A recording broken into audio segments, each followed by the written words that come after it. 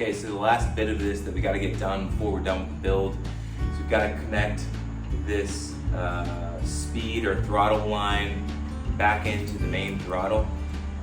It is a little bit more complicated on the Predator than it was on the Briggs & Stratton, but there was a couple of videos out there on YouTube that we were able to find that kind of walk through just how to do this piece of it alone.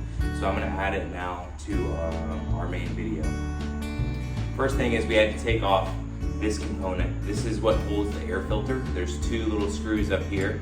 I've already taken them off, but we just kind of then slid this piece out.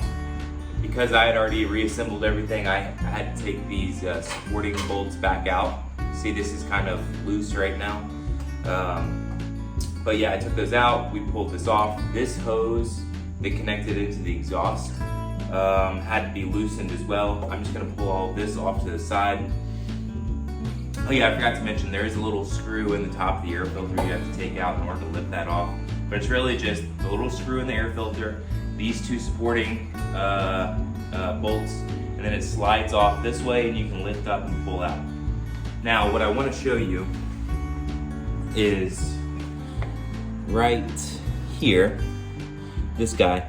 We're gonna have to loosen him. There's a washer in there that keeps this pretty stiff, and once we take that out, we'll be able to then freely control it with this throttle line. They made it stiff so that the idea was that you would control it from the side, but we want the flexibility that while we're mowing to be able to change the speeds. So we're gonna take this off. You're gonna see me pull a black washer looking item off. Once we take that off, I'll just reassemble this piece, put it back on. We'll tighten the bolt back down, and then you can see we have, I think you can see right here, we have 3 dots that we can choose from to control where the throttle plugs in, or the throttle line plugs in. We're gonna run it under this nut here, and then we'll clamp it all back down, and you'll see how we can use it with, how we can control it now with just this slow, fast control at the top. All right, so I'm gonna set the camera down off to the side and I'll show you how we get it done. So I'm taking a 7/16. We're just gonna take this off. It's loose enough now for me to do it with my fingers, so I'm just gonna do that. Set that nut off to the side. Now this piece just slips right out. You can see it's got a groove, and that groove needs to slip back in where it was ahead of time. So just make a note of where it was. This is the black washer I was talking about. It's a little bit curved, and that's what helped hold it in place originally. So let's slip this back on now.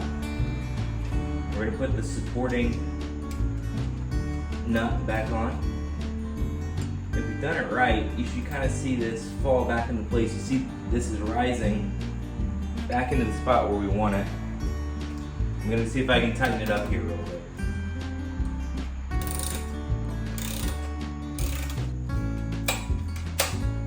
All right, you see how flexible that is, how it snaps back into place?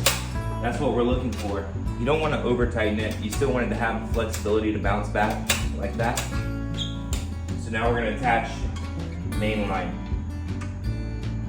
Like I said, we're gonna run it under here. Now I'm gonna run it, see there's bolts here, or a little nut. I'm gonna run it to the right of that nut, just because the holes that I eventually would have attached it to are on the right hand side.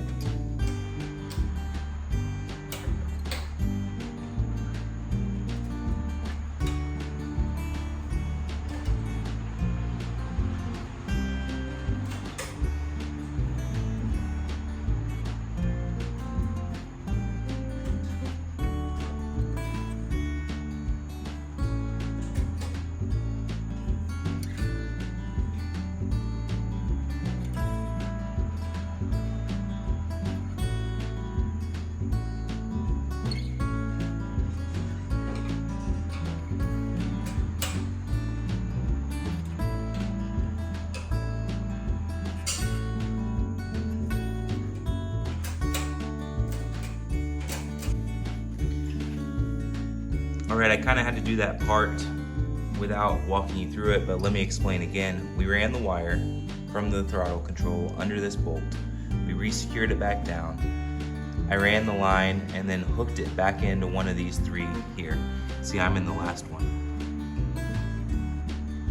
All right, and then, like I said, we tightened this nut back down so that this could freely swing.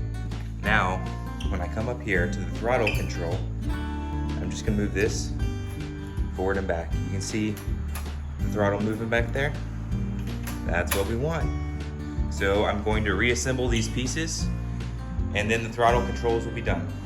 All right, so that's it for our engine swap and rear roller addition onto this McLane.